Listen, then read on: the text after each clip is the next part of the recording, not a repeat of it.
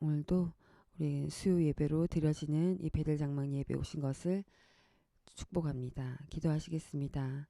하나님 아버지 감사합니다. 오늘도 우리가 각 교회마다 아버지 수요 예배로 드려집니다. 우리가 예수 이름으로 모이고 주님을 찬양하며 예배하게 하여 주시옵소서. 오직 예수 그리스도 한 분만 영광 받는 예배 되게 하여 주시옵소서. 예수 그리스도 이름으로 기도 올려드렸사옵나이다. 아멘. 날 대속하신 예수 찬양하시겠습니다.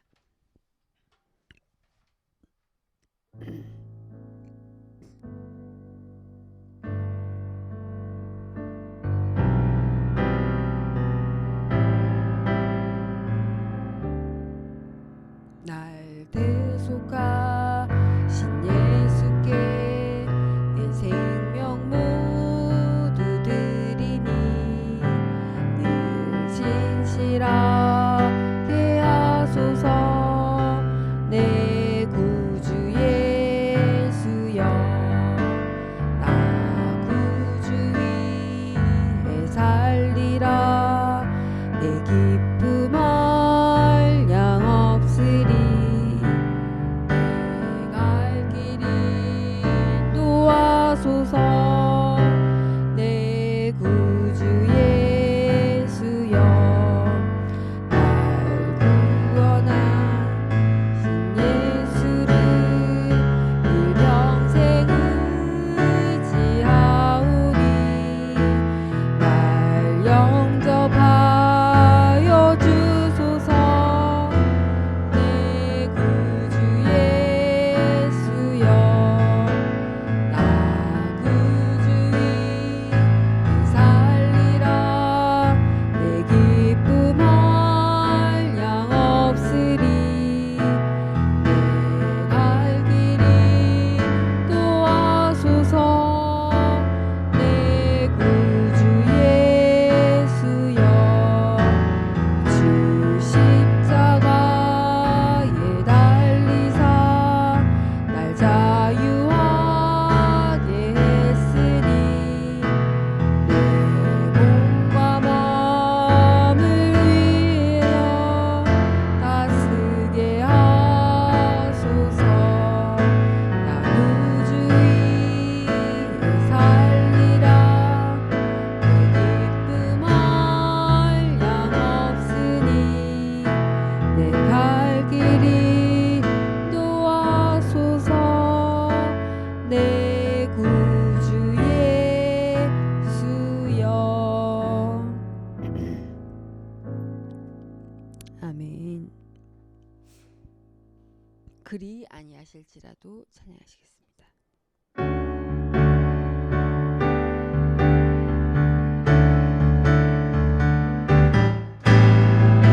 그리 아니하실지라도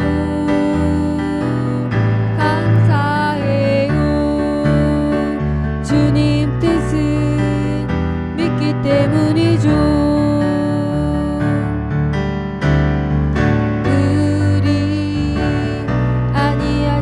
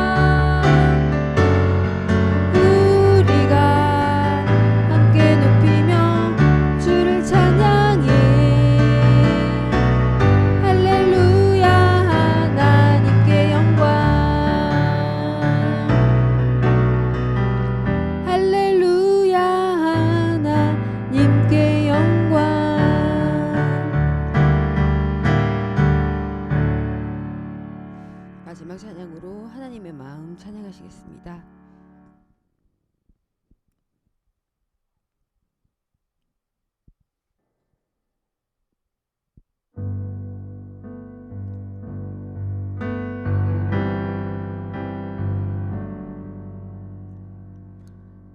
아버지 당신의 마음이 있는 곳에 나의 마음이 있기를 원해요. 아버지 당신의 눈물이 고인 곳에 나의 눈물이 고이길 원해요. 아버지 당신이 바라보는 영혼에게 나의 두 눈이 향하길 원해요. 아버지 당신의 울고 있는 어두운 땅에 나의 두 발이 향하길 원해요. 나의 마음이 아버지의 마음 알아. 내 모든 뜻 아버지의 뜻이 될 수 있기를 나의 온 몸이 아버지의 마음 알아. 내 모든 삶 당신의 삶 되기를 내 모든 삶 당신의 삶 되기를. 아멘. 할렐루야. 하나님 아버지 감사합니다. 하나님 오직 예수 그리스도의 이름, 가장 그 귀한 그 이름, 오늘도 주의 이름을 찬양하며 오늘도 아버지의 마음을 알아 내 뜻이 아닌 아버지의 뜻대로 사는 복된 한 날 되게 하여 주시옵소서. 예수 그리스도의 이름으로 기도 올려드렸사옵나이다. 아멘. 이 시간 사도신경으로 우리의 신앙 고백을 올려드리겠습니다. 전능하사 천지를 만드신 하나님 아버지를 내가 믿사오며 그 외아들 우리 주 예수 그리스도를 믿사오니 이는 성령으로 잉태하사 동정녀 마리에게 나시고 본디오 빌라도에게 고난을 받으사 십자가에 못 박혀 죽으시고 장사한 지 사흘 만에 죽은 자 가운데서 다시 살아나시며 하늘에 오르사 전능하신 하나님 아버지 우편에 앉아 계시다가 저로서 산자와 죽은 자를 심판하러 오시리라. 성령을 믿사오며 거룩한 공예와 성도가 서로 교통하는 것과 죄를 사하여 주시는 것과 몸이 다시 사는 것과 영원히 사는 것을 믿사옵나이다. 아멘.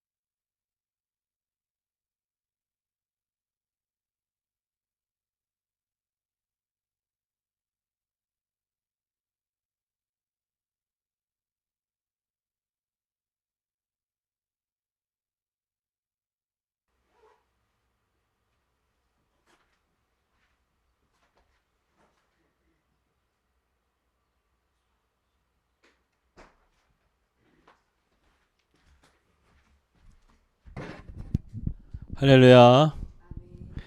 예, 배달 장막 오늘 10월 5일 수요일 오전 예배 함께 되도록 하겠습니다. 기도하겠습니다. 하나님 아버지 감사합니다. 오늘도 우리에게 복된 하루 주시고 또 이렇게 우리가 예배할 수 있는 은혜 주신 것 감사합니다. 이 시간 예배를 통해서 우리에게 구원의 은혜를 주신 하나님 앞에 감사와 영광을 돌리게 하시고 또 우리의 삶 가운데 주님이 함께 하심을 통해 은혜가 넘치는 삶이 될 수 있도록 인도하여 주시옵소서. 예수님의 이름으로 기도하였습니다. 아멘. 할렐루야. 아멘. 오늘 우리 하나님 말씀 보도록 하겠습니다. 요한복음 6장 60절에서 71절. 오늘 요한복음 6장 60절에서 71절 함께 말씀 보도록 하겠습니다. 요한복음 6장이 마지막 날입니다. 오늘 마지막 시간으로 함께 나누도록 하겠습니다. 예수께서 스스로 제자들이 이 말씀에 대하여 수군거리는 줄 아시고 이르시되 이 말이 너희에게 걸림이 되느냐? 그러면 너희는 인자가 이전에 있던 곳으로 올라가는 것을 본다면 어떻게 하겠느냐?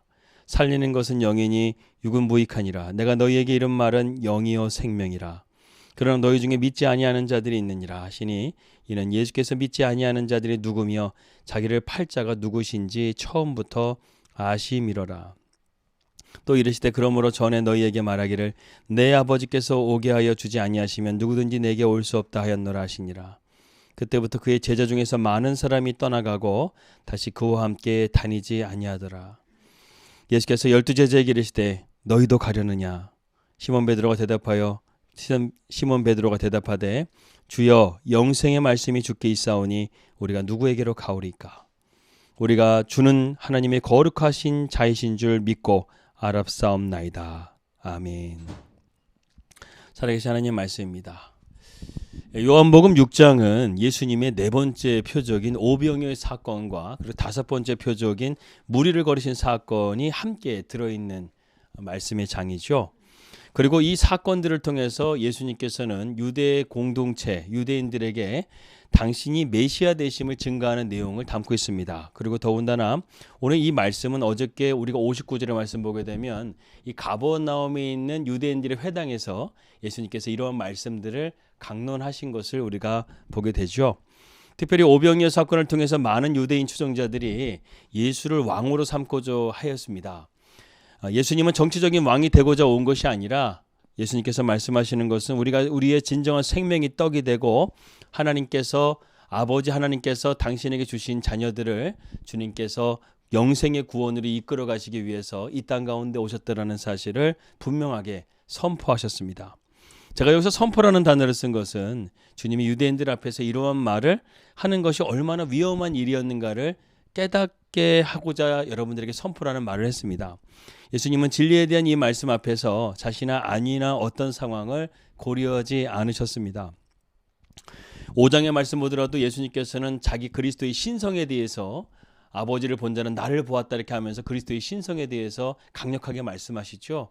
그러면서 유대인들의 거센 저항을 또 받기도 하셨습니다. 오늘 또 이 가버나움에서도 마찬가지로 예수님께서는 이 말씀에 대한 저항을 받으셨습니다.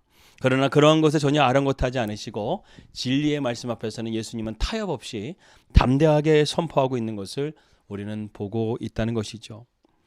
주님은 자신이 누구인지를 분명히 아셨습니다. 그리고 주님은 자신의 사명이 무엇인지를 분명히 알았습니다.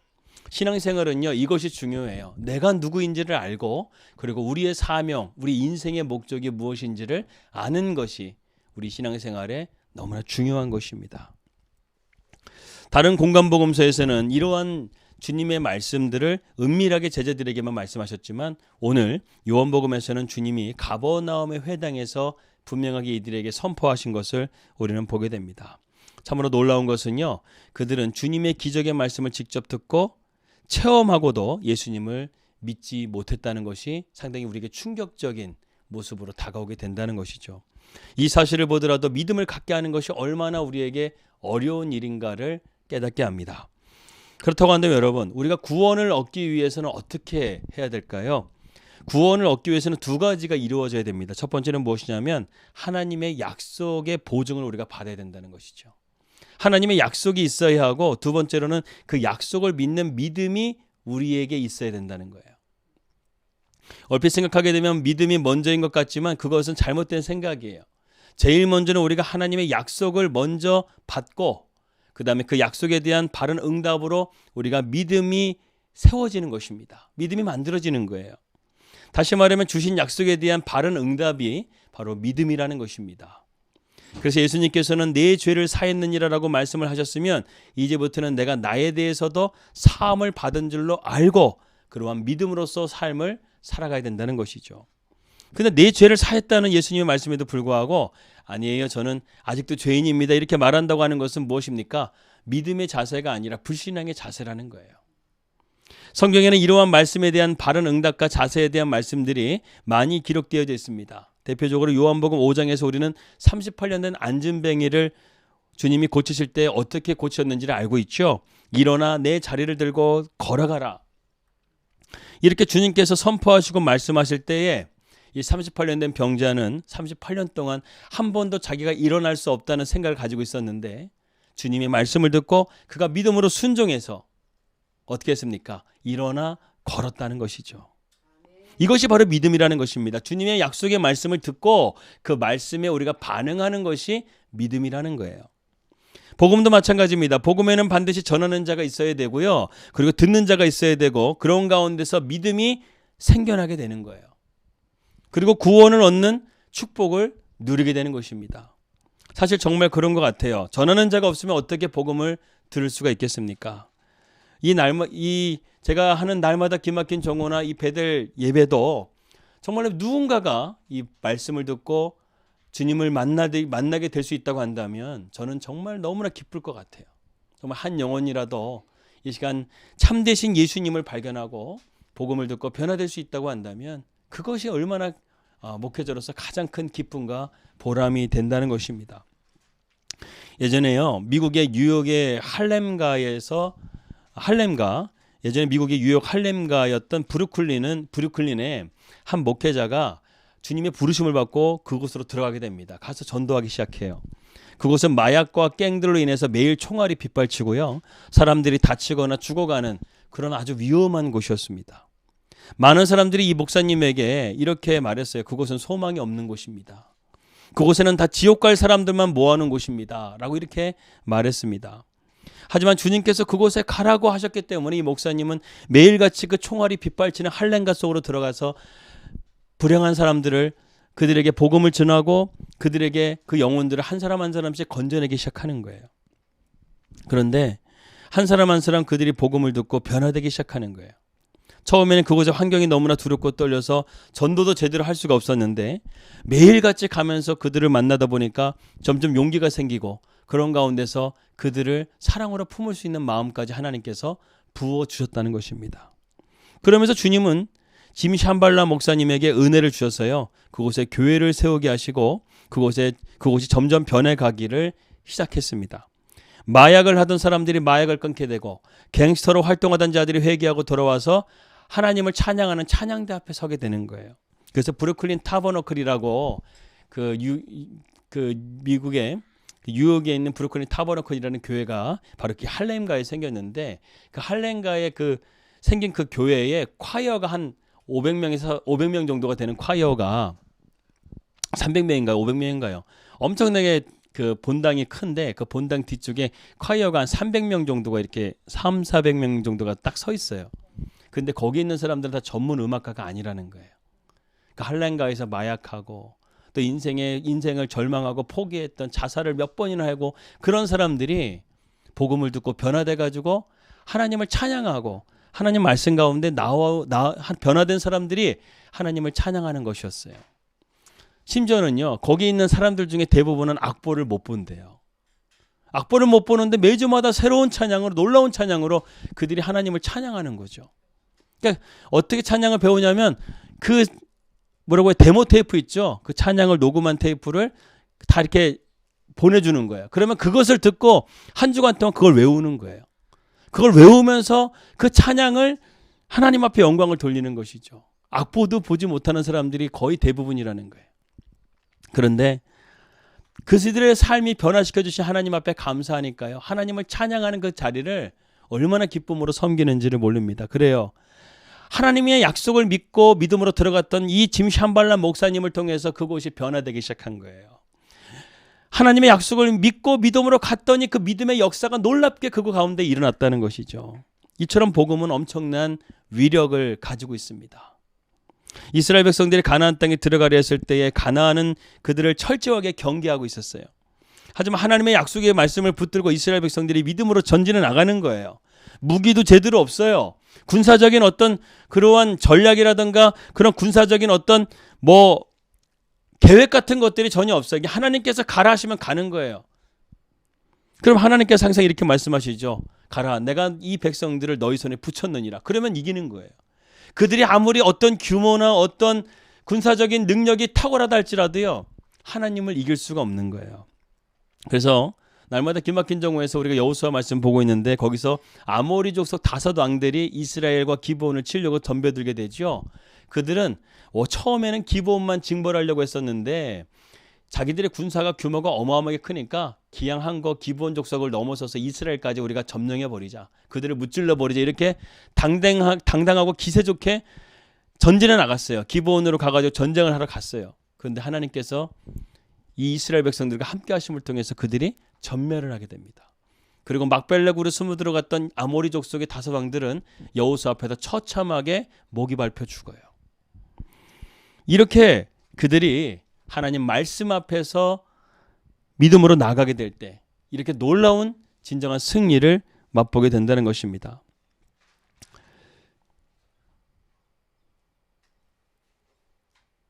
그렇기 때문에 우리는 어찌하든지 하나님의 약속의 말씀을 붙들고 믿음으로 살아가는 것이 우리가 승승장구하는 믿음의 길인 줄 믿습니다. 복음을 듣고 안 믿고는 아버지께서 정하신 것이기 때문에 우리가 알 수는 없어요. 오늘 이 복음을 들었던 자들 중에 두 부류가 나오게 되죠.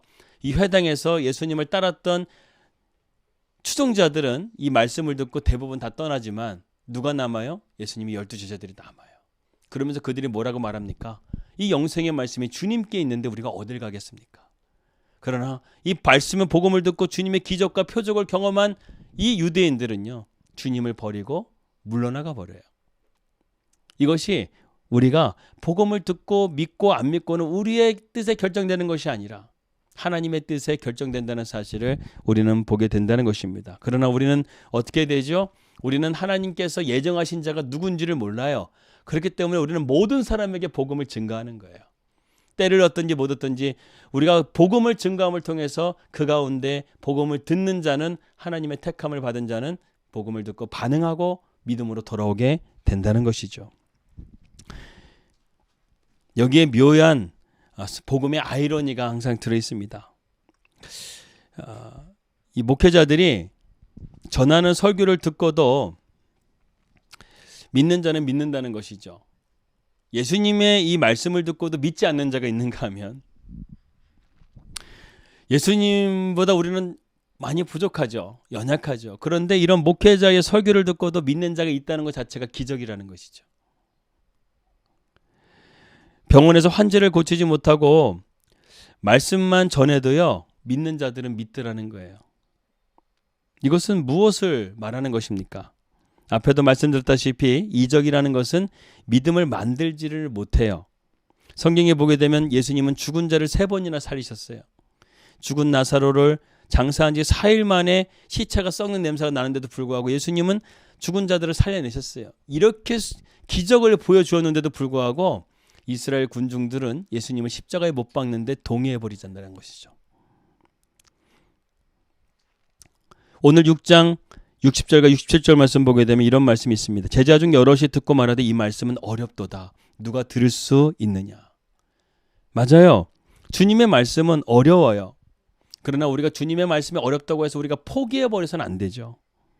66절 그때부터 그의 제자 중에 많은 사람이 떠나가고 다시 그와 함께 다니지 아니하더라. 주님의 말씀이 어려우니까 그들이 떠나버렸다는 거예요.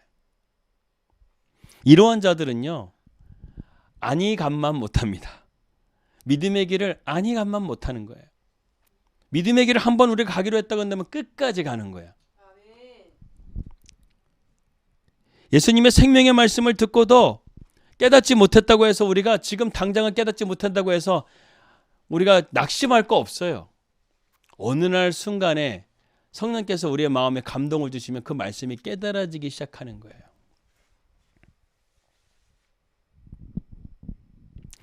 67절 말씀입니다. 예수께서 12제자에게 이르시되 너희도 가려느냐. 정말 예수님의 말씀에 뭔가 이렇게 아픔이 있는, 가슴 아픈 예수님의 말씀이죠. 너희도 가려느냐. 오늘 말씀의 제목입니다. 이때 그래도요, 다행스럽게 예수님의 수제자인 베드로가 주님께 이렇게 고백을 합니다.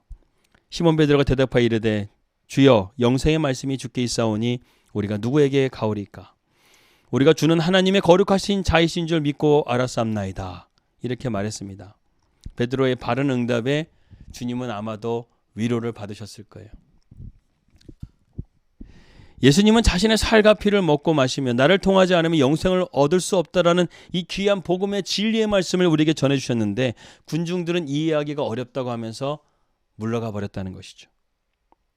그들은 육신을 입으신 말씀 자체이신 예수님을 직접 눈으로 보고 주님의 그 말씀을 직접 귀로 듣고 주님의 기적을 손으로 보고 만졌지만 그들은 예수님을 믿지를 못했다는 거예요. 왜 믿지 못했을까? 왜 물러갔을까요? 그들에게 이러한 주님의 말씀을 깨닫지를 못했기 때문에 그래요. 이러한 진리는 오직 우리가 믿음을 통해서만 깨달을 수가 있습니다. 믿음이 없다면 이러한 말씀은 소통하기 어려운 말씀이 된다는 것이죠. 믿지 않는 사람한테요, 교회 와가지고 복음에 대해서 얘기해 보세요. 하나님에 대해서 얘기해 보세요. 이해하지는 못해요. 아마도 요한복음 6장의 말씀을 보면서 여러 가지 어려운 주제들이 참 우리가 많은 주제들을 함께 나누었는데요. 우리가 믿음의 눈으로 보게 되면 주님의 이 놀라운 말씀 속에는 우리는 얼마나 큰 은혜를 받은 자인지를 깨닫게 됩니다. 야, 이렇게 어려운 말씀들인데. 유대인들이요, 율법을 모르는 사람들이 아니거든요. 걔네들은 3살 때부터 말하기 시작할 때부터 모세 오경을 달달 외우는 자들이었어요. 율법을 알고 말씀대로 순종하고 경건의 삶을 살아갔던 유대인들인데 그들이 예수님의 이 말씀을 이해하지를 못하는 거예요. 근데 우리는 어떻습니까? 유대인처럼 철저하게 우리가 어렸을 때부터 말씀 교육을 받은 것도 아닌데도 불구하고 우리는 지금 예수님을 믿잖아요. 이게 기적이라는 거예요. 하나님의 은혜라는 거예요. 예수님은 오늘 본문 63절에서 이렇게 또한 말씀하십니다. 살리는 것은 영이니 육은 무익하니라. 이거 유대인들에게 정확하게 그들의 본 모습을 지적하는 말씀이에요. 그들은 예수님의 표적을 보고 예수님을 바라본 것이 아니라 예수님께서 기적을 보고 배불렀기 때문에 예수님을 쫓았던 거예요. 그들은 예수님은 영의 말씀을 하는데 그들은 육의 말씀을 들으려니까 이게 버전이 안 맞는 거예요. 주님은 영의 말씀을 하고 있는데 이걸 자꾸만 육으로 생각하려다 보니까 어떻게 사람의 살과 피를 먹을 수가 있지? 어떻게 그렇게 먹을 수가 있지? 그러니까 초창기 때 유대인들이나 로마 사람들이 기독교를 식인종 종교라고 했잖아요. 살과 피를 먹는다고 그래가지고 그 의미를 깨닫지를 못하는 거예요. 왜? 영으로 생각하지 못하기 때문에, 믿음으로 생각하지 못하기 때문에 기독교를 이해하지를 못하는 거예요. 오늘날 세상도 마찬가지예요. 기독교를 단순하게 어떤 종교 집단으로 보는데 아니에요. 기독교에는 하나님의 생명의 복음이 있는 종교라는 것입니다. 그 복음을 들어야지만 우리가 변화되는 거예요. 교회 안에서도 이 복음을 제대로 깨닫지 못하는 자들은 하나님을 제대로 알 수가 없는 거예요.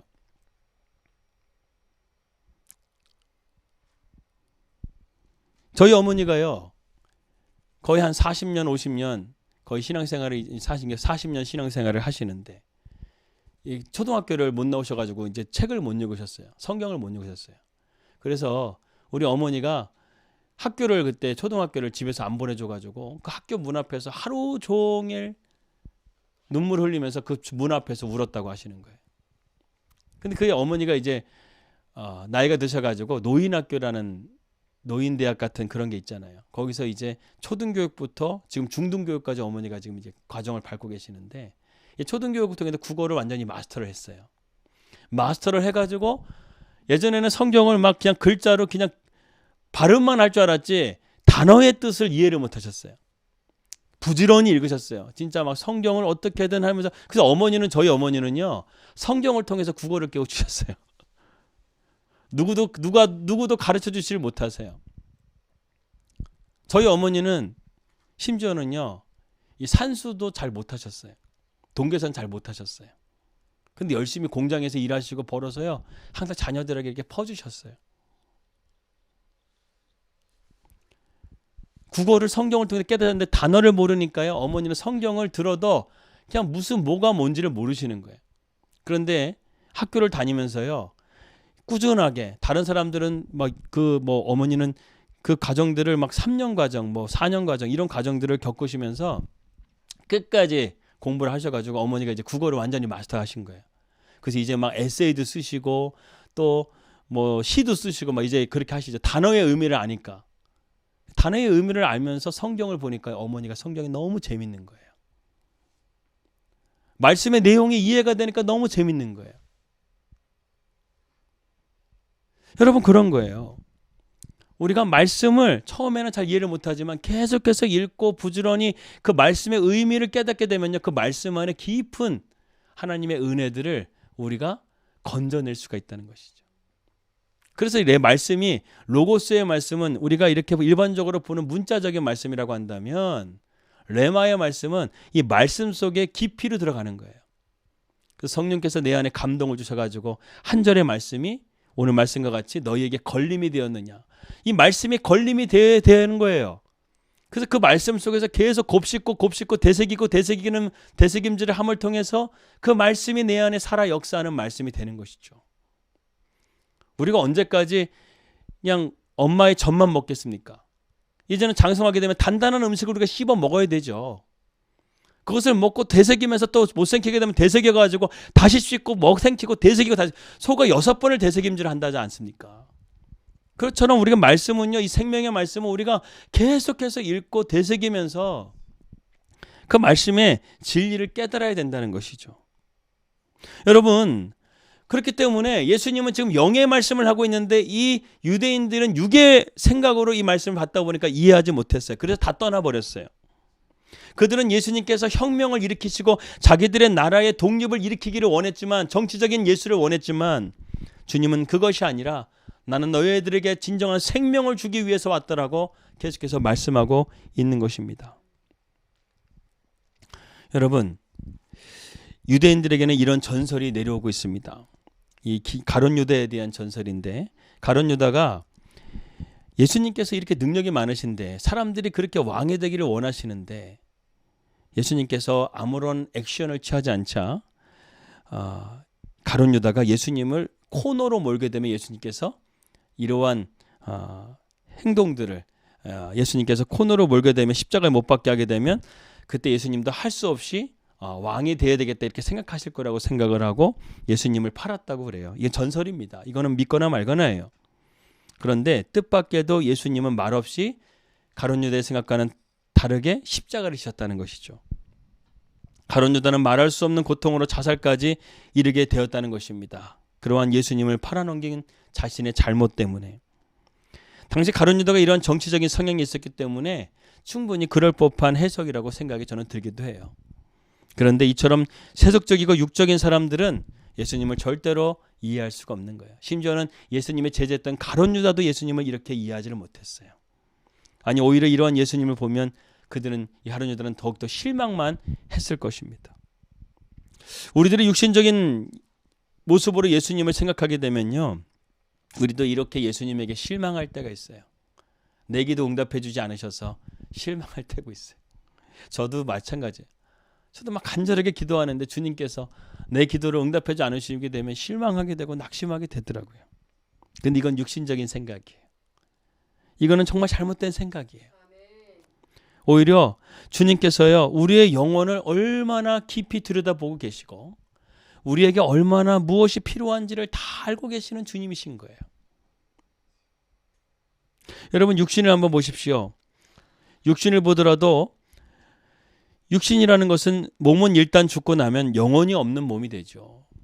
생명 없는 몸이 되게 되면 이 몸은요 그냥 가죽 덩어리에 불과한 거예요. 유튜브를 보니까 고대에 이 숯으로 이렇게 처리를 해가지고요, 미라가요 수천 년이 지난데도 불구하고 이 가죽에 탄력이 있어요. 사람 가죽이 그대로 이렇게 매끈매끈한 가죽이 그대로 있는데 이게 가죽을 이렇게 툭 치면 이렇게 탄력이 있어요. 땡땡해요. 그만큼 보관을 잘했다는 것이죠. 그런데 어떻게 합니까? 그 사람이 살아있나요? 아니에요. 그냥 껍데기일 뿐인 거예요. 우리에게 영혼과 생명이 떠나가게 되면 그것은 껍데기일 뿐인 거예요. 이것이 바로 육신의 실체입니다. 끝이라는 거예요. 결국 우리 안에 있는 영혼의 문제가 가장 중요하다는 것입니다. 그렇기 때문에 예수님께서는 영혼 살리고 육은 무익한 것이라고 말씀하신 것이 바로 이 말씀인 거예요. 두 번째로 유대인들이 물러간 이유는요, 소극적인 믿음 때문에 그래요. 신앙 때문에 그래요. 그들은 먼저 예수님께 나와서 표적을 구합니다. 그러나 그들은 표적을 이미 보았어도 믿음을 갖지를 못했어요. 정말 중요한 것은 주님의 말씀이죠. 그들은 어렵고 이해가 되지 않더라도 끝까지 알아보겠다는 적극적인 자세가 있어야 된다는 것이죠. 그러나 그들은 도중에 하차하고 말았습니다. 바울도 마찬가지죠. 바울도 그 자기의 서신서에 보게 되면 이 데마라는 사람이 세상을 바라보며 중간에 하차하고 돌아갔다고 그랬어요. 바울과 바나바와 마가가 1차 선교행을 떠날 때도 마가는 중간에 하차하고 돌아가자 바울이 얘는 2차 선교행 때 못 들어가겠다고 바나바와 다투게 되죠. 이러한 것들을 보게 되면 참 우리가 안타깝게 여기게 됩니다. 그러나 마가는 나중에 바나바를 통해서 다시금 회복되게 되고 나중에는 베드로를 통해서 마가복음을 기록하게 되는 아주 중요한 역할을 감당하게 되죠. 오늘날 교회에 대해서 비판하고 이렇게 저렇게 말하는 사람들이 있습니다.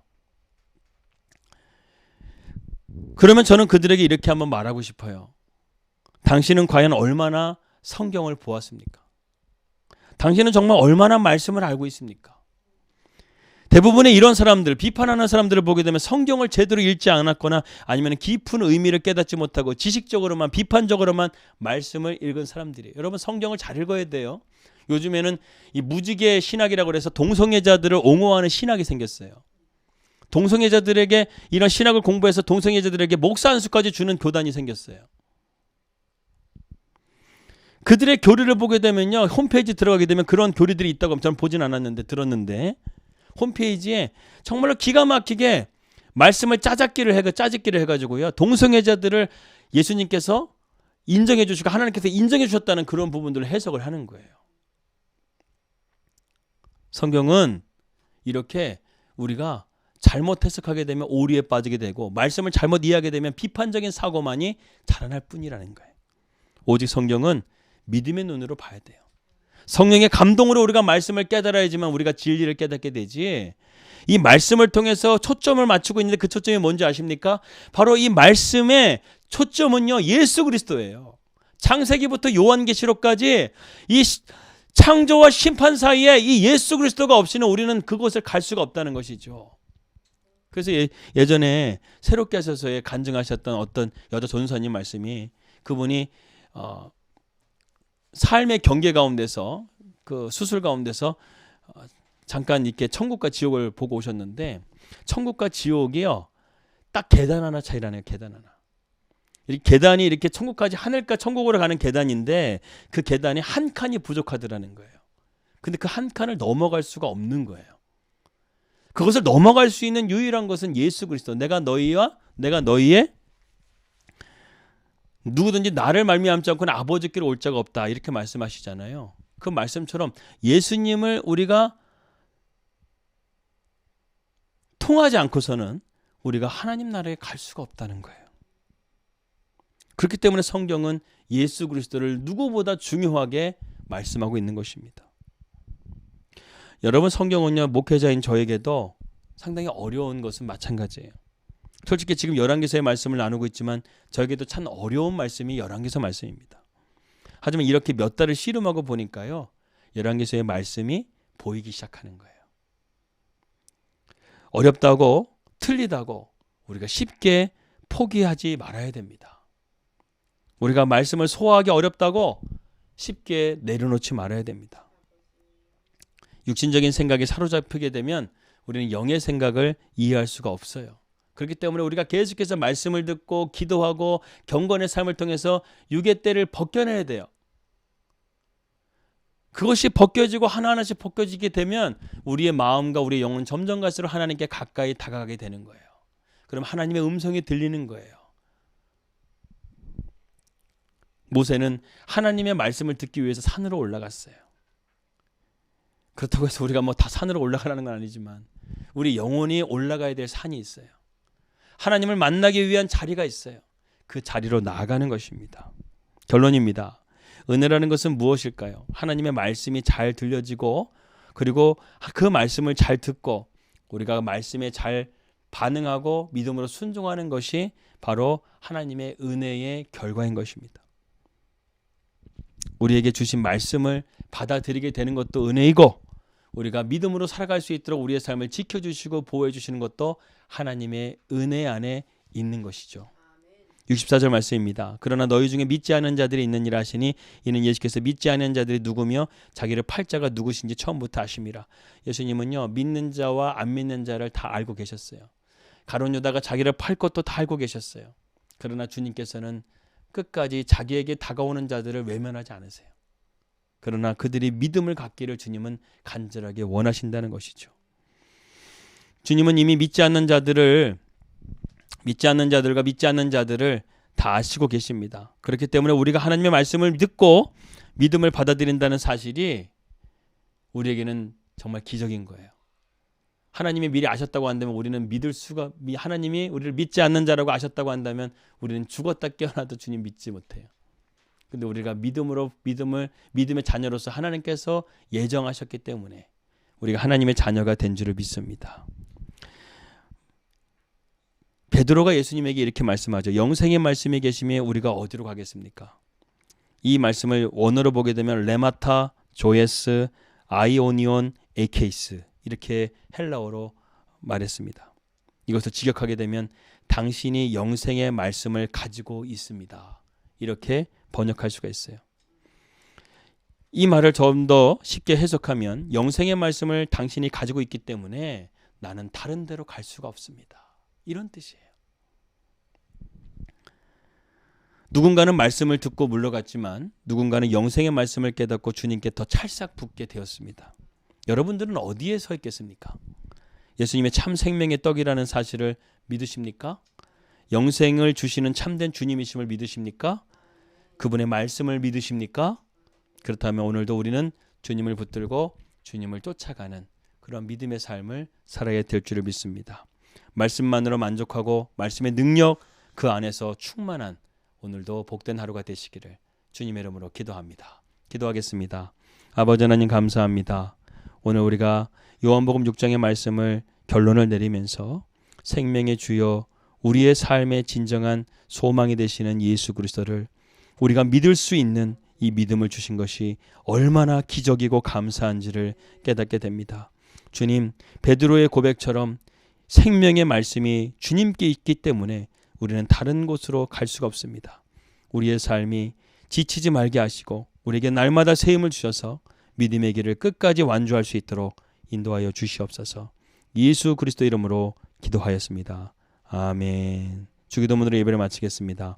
하늘에 계신 우리 아버지여 이름이 거룩히 여김을 받으시오며 나라의 마옵시며 뜻이 하늘에서 이루어진 것 같이 땅에서도 이루어지이다. 오늘 우리에게 일로한 양식을 주시옵고 우리가 우리에게 죄진들을 사해 준 것 같이 우리 죄를 사해 주시옵고 우리 시험에 들게 하지 마옵시며 다만 악에서 구원하옵소서. 나라와 권세와 영광의 아버지께 영원히 싸움나이다. 아멘.